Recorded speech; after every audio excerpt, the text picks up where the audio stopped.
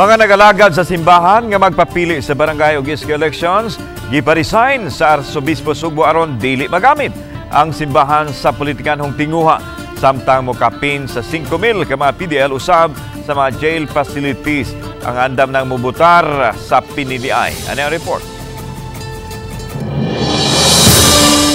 Aron malikayan nga magamit ang simbahan sa politikanhong tinguha, gitambagan ni Cebu Archbishop Jose Palma ang mga lay ministers ug ubang mga nagserbisyo sa simbahan sa pagbiya una sa panerbisyo.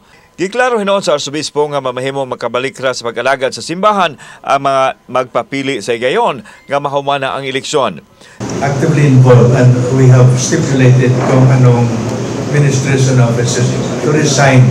The reason is we do not want that they use their office in the church as a way of soliciting votes. Sa Pigasbahin, andam na ang 5,520 ka mga PDL sa Central Visayas nga mobuta sa nagadayang pasilidad. Moabot sa 42 ka mga jail facilities sa rehiyon din 31 ang on-site voting, napulo ang off-site ug anaasay no election. Ang mga proseso mag-agi sa lagda sa Comelec ug sa Korte. Na ay pipila ka mga kwalipikado nga mga butante nga dadon dito sa mga presento sa gawas nga makabutang sila po.